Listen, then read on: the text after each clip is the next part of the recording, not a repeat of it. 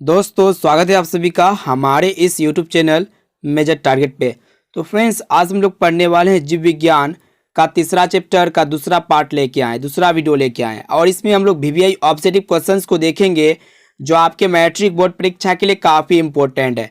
अगर आप भी इस बार मैट्रिक के बोर्ड परीक्षा देने वाले हैं तो ये साइंस के VVI ऑब्जेक्टिव प्रश्न को ज़रूर देखिए जो आपके लिए बहुत ही इंपॉर्टेंट है। तो जल्दी से वीडियो को लाइक कर दीजिए। उससे पहले हमारे चैनल पर नए हैं तो चैनल को सब्सक्राइब करके हमारे फैमिली बन जाइए। तो देखते हैं आज का प्रश्न। आइए देखिए आज का पहला प्रश्न हमारे यहाँ पे जो है पुंकेसर के अग्रभाग को कहते हैं, यानी कि पुंकेसर के अग्रभाग को क्या कहते हैं। तो देखिए ऑप्शन ए में आपका दिया हुआ है परागनली, बी में है वर्तिका और सी में आपका दिया हुआ है वर्तिकान और डी में आप देखने पा रहे हैं परागकोश। तो देखिए पुंकेसर के अग्रभाग को हम लोग कहते हैं परागकोश। यहाँ पे ऑप्शन नंबर डी से उत्तर हो जाएगा परागकोश। अब आइए अगला प्रश्न देखते हैं। देखिए हमारा दूसरा प्रश्न यहाँ पे जो है कि जीव किस प्रक्रम द्वारा अपनी संख्या में वृद्धि करते हैं। ऑप्शन ए दिया हुआ है प्रचलन, बी में है पोषण, सी में है जनन और डी में आप देखने पा रहे हैं श्वसन। तो देखिए कोई भी जीव जो है ना ये जनन विधि द्वारा, जनन प्रक्रम द्वारा अपनी संख्या में वृद्धि करते हैं, यानी कि यहाँ जनन की जगह में आपका प्रजनन भी हो जाएगा तो वो आपका से हो जाएगा। यहाँ पे आपका ऑप्शन नंबर सी बिल्कुल से उत्तर हो जाएगा जनन।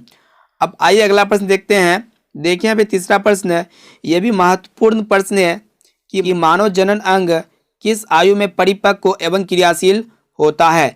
तो देखिए मानव जनन अंग जो होते हैं ना ये औसतन 13 वर्ष की आयु में लड़कों की प्रजनन क्षमता विकसित होती है, लेकिन 14 से 16 वर्ष की आयु से पहले पूर्ण प्रजनन क्षमता विकसित नहीं होती है। तो यहाँ पे हमारा ऑप्शन नंबर बी बिल्कुल से उत्तर हो जाएगा 18। अब आइए अगला प्रश्न की ओर। देखिए यहाँ पे चौथा प्रश्न, ये भी प्रश्न महत्वपूर्ण है कि लड़कों में यौन अवस्था के लक्षणों का नियंत्रण करने वाला हार्मोन को कहते हैं। तो देखिए ऑप्शन देख लेते हैं। ऑप्शन ए में आपका दिया हुआ है प्रोजेस्टेरोन, बी में आपका दिया हुआ है एस्ट्रोजन और सी में आपका दिया हुआ है टेस्टोस्टेरोन और डी में आप देखने पा रहे हैं प्रोलैक्टिन। तो देखिए लड़कों में यौन अवस्था के लक्षण का जो नियंत्रण करने वाला हार्मोन होता है उस हार्मोन को हम लोग कहते हैं टेस्टोस्टेरोन। यहाँ पे ऑप्शन नंबर सी बिल्कुल से उत्तर हो जाएगा टेस्टोस्टेरोन। अब आइए अगला प्रश्न देखते हैं। देखिए यहाँ पे पांचवा प्रश्न यहाँ पे क्या कह रहा है कि कॉपर्स ल्यूटियम से स्रावित हार्मोन को हम क्या कहते हैं। तो देखिए कॉपर्स ल्यूटियम से स्रावित जो हार्मोन होता है उस हार्मोन को हम लोग कहते हैं प्रोजेस्टेरोन। यहाँ पे ऑप्शन नंबर सी बिल्कुल से उत्तर हो जाएगा प्रोजेस्टेरोन। अब आइए अगला प्रश्न की ओर।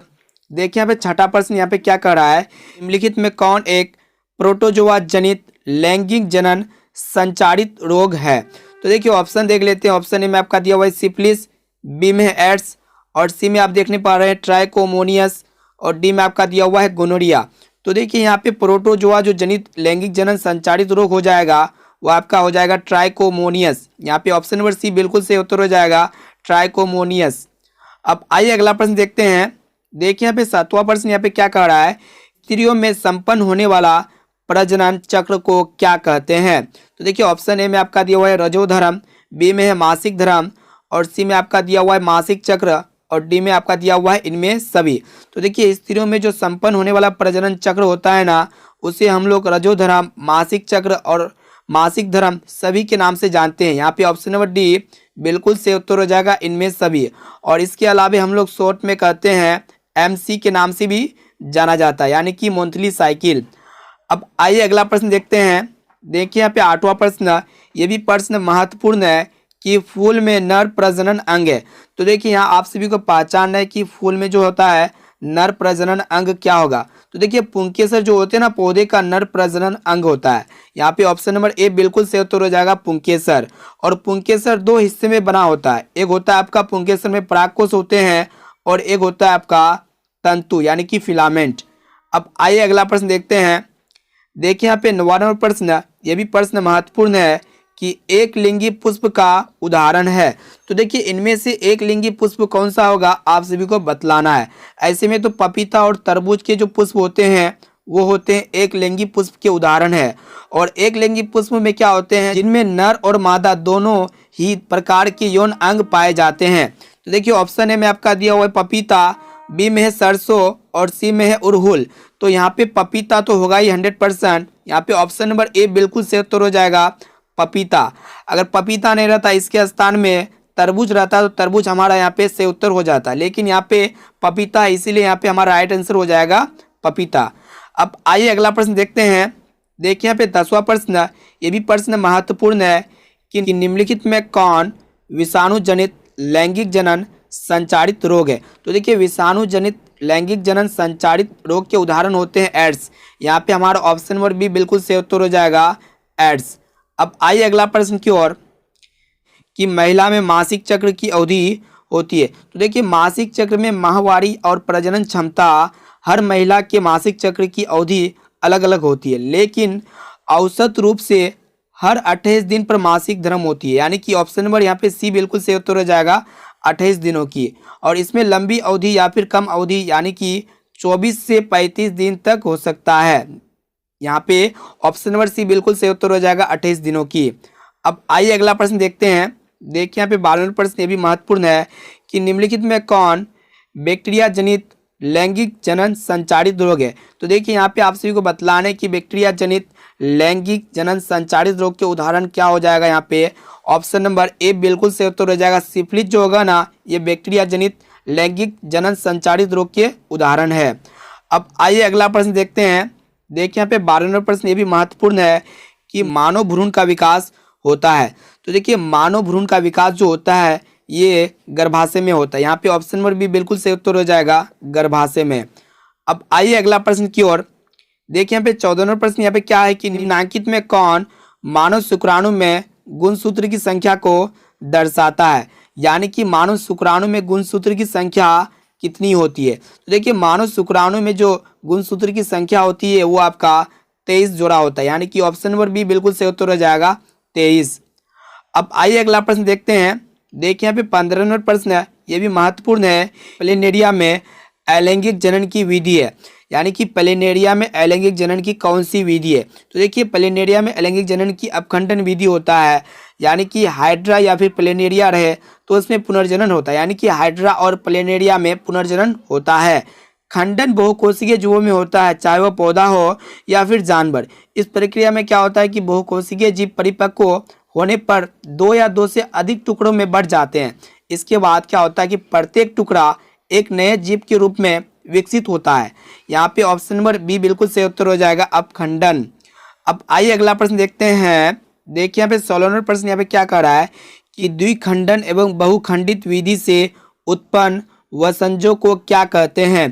तो देखिए ऑप्शन देख ले तो ऑप्शन ए में आपका दिया हुआ है अनुजात, बी में है मुकुल और सी में आपका दिया हुआ है शिष्ट और डी में आपका देखने पा रहे इनमें से कोई नहीं। तो देखिए द्विखंडन या बहुखंडित विधि से जो उत्पन्न होने वाला वंशज होता है उसको हम लोग कहते हैं अनुजात। यहाँ पे ऑप्शन नंबर ए से उत्तर हो जाएगा। अब आइए अगला प्रश्न देखते हैं। देखिए यहाँ पे 17वां प्रश्न ये भी महत्वपूर्ण है कि पौधों के मादा युग्मक को कहते हैं। यानी कि जो पौधे होते हैं उसमें फीमेल जायगोट को क्या कहते हैं। ऑप्शन ए में दिया हुआ है अंडाणु, बी में है भ्रूणकोश और सी में आपका दिया हुआ है बीजांड और डी में आपका दिया हुआ है चैलेजा। तो देखिए पौधे में जो मादा युग्मक होते हैं उसको हम लोग अंडाणु कहते हैं। यहाँ पे ऑप्शन नंबर ए बिल्कुल सही उत्तर हो जाएगा। और देखिए आपको बता देते हैं जो अंडाशय होते हैं उसमें कई बीजांड होते हैं और प्रत्येक अंडाशय में पौधे का एक मादा युग्मक पाया जाता है और अंडाशय के भीतर मौजूद पौधे का मादा युग्मक यानी कि अंड या फिर जिसको हम लोग कहेंगे डिंब, ठीक है। और अंडप में जो होता है ना, अंडप के अंडाशय में मादा युग्मक बनाती है। यानी कि अंडप के अंडाशय में मादा युग्मक बनाते हैं और पौधे का मादा युग्मक को हम लोग जायांग भी कहते हैं, ठीक है। तो यहाँ पे क्या हो जाएगा, जायांग ऑप्शन देखने को नहीं मिल रहा है तो पौधे के मादा युग्मक को हम लोग क्या कहेंगे, अंडाणु कहेंगे। ऑप्शन नंबर ए सही उत्तर हो जाएगा। अब आइए अगला प्रश्न देखते हैं। देखिए यहाँ पे 18वां प्रश्न यहाँ पे क्या कर रहा है कि निषेचन के फलस्वरूप निर्माण होता है। तो देखिए जब शुक्राणु अंडाणु के संपर्क में आते हैं तो इनमें से एक शुक्राणु अंडाणु के साथ संलयित हो जाते हैं। शुक्राणु और अंडाणु का यह संलयन निषेचन कहलाता है। तो देखिए जब निषेचन होता है तो उस समय शुक्राणु और अंडाणु संलयित होकर एक हो जाते हैं। निषेचन के परिणाम स्वरूप क्या बनता है, युग्मनज का निर्माण होता है। यहाँ पे ऑप्शन नंबर ए बिल्कुल सही उत्तर हो जाएगा युग्मनज। अब आइए अगला प्रश्न देखते हैं। देखिए यहाँ पे 19 नंबर प्रश्न भी महत्वपूर्ण है कि निम्नलिखित में कौन लैंगिक जनन संचारित रोग है। तो देखिए ऑप्शन ए में आपका दिया हुआ है एड्स, बी में है गोनोरिया और सी में है टाइफाइड और डी में आप देखने पा रहे हैं ए और बी दोनों। तो देखिए यहाँ पे क्या हो जाएगा कि कौन जो होगा लैंगिक जनन संचारित रोग होगा। तो यहाँ पे ऑप्शन नंबर ए सही उत्तर हो जाएगा एड्स। अब आइए अगला प्रश्न की ओर। देखिए यहाँ पे 20 नंबर प्रश्न में महत्वपूर्ण है कि डेंगू उत्पन्न करने वाला मच्छर किस तरह के जल में रहता है। तो देखिए डेंगू उत्पन्न करने वाला जो मच्छर होते हैं ना वो अक्सर साफ और ठहरा हुआ जो पानी होता है उसके द्वारा होता है और गंदे या चलने वाला पानी में ये मच्छर अंडे नहीं देते हैं। तो यहाँ पे क्या होगा कि डेंगू उत्पन्न करने वाला जो मच्छर होगा वो आपका साफ जल में पाए जाते हैं। यहाँ पे ऑप्शन नंबर ए से उत्तर हो जाएगा साफ जल। अब आइए अगला प्रश्न देखते हैं। देखिए यहाँ पे 21 नंबर प्रश्न महत्वपूर्ण है कि नर युग्मक और मादा युग्मक के संलयन को कहते हैं। तो देखिए नर युग्मक और मादा युग्मक के संलयन को क्या कहते हैं, ऑप्शन देख ले। तो ऑप्शन ए में आपका दिया हुआ है किण्वन, बी में है निषेचन और सी में है अंकुरन और डी में आपका दिया हुआ है परागकण। तो देखिए नर युग्मक और मादा युग्मक के संलयन को हम लोग कहते हैं निषेचन। यहाँ पे ऑप्शन नंबर बी सही उत्तर हो जाएगा निषेचन। यानी कि जब नर युग्मक और मादा युग्मक के संलयन के द्वारा जो जनन होता है उस जनन को हम लोग कहते हैं लैंगिक जनन। आप लोग याद रखना कि नर युग्मक और मादा युग्मक के संलयन द्वारा जो जनन होता है उसको हम लोग कहते हैं लैंगिक जनन। अब आइए अगला प्रश्न देखते हैं। देखिए यहाँ पे 22 नंबर प्रश्न ये भी महत्वपूर्ण है कि निषेचन की क्रिया किस जीव में मुख्यतः होती है। तो देखिए निषेचन की क्रिया जो होता है वो मुख्यतः वो मेनली कौन सा जीव में होता है। ऑप्शन देख लेते हैं। ऑप्शन ए में आपका दिया हुआ अमीबा में, बी में ईस्ट में और सी में पुष्पी पादप एवं जंतुओं में और डी में आपका दिया हुआ है कोई नहीं। तो देखिए निषेचन की जो क्रिया होता है ना वो मेनली पुष्पी पौधा और जंतुओं में होता है। ऑप्शन नंबर सी बिल्कुल सही उत्तर हो जाएगा। अब आइए अगला प्रश्न देखते हैं। देखिए यहाँ पे 23 नंबर प्रश्न यहाँ पे क्या कह रहा है कि निषेचन के फलस्वरूप अंडाशय की दीवारें बनाती है। तो देखिए जब निषेचन होता है तो उसके फलस्वरूप अंडाशय की दीवारें क्या बनाती है। ऑप्शन देख लेते हैं। ऑप्शन ए में आपका दिया हुआ है फूल, बी में है फल और सी में आप देखने पा रहे हैं बीज और डी में आपका दिया हुआ है भ्रूण। तो देखिए निषेचन के फलस्वरूप अंडाशय की दीवारें फल बनाती है। यहाँ पे ऑप्शन नंबर बी से उत्तर हो जाएगा फल। अब आइए अगला प्रश्न की ओर बढ़ते हैं। देखिए यहाँ पे 24 नंबर प्रश्न ये भी प्रश्न महत्वपूर्ण है कि बीजांड की दीवारें मोटी होकर बनाती है। तो देखिए जो बीजांड होते हैं उसकी दीवारें मोटी होकर बीज बनाते हैं। यहाँ पे ऑप्शन नंबर बी बिल्कुल सही उत्तर हो जाएगा बीज।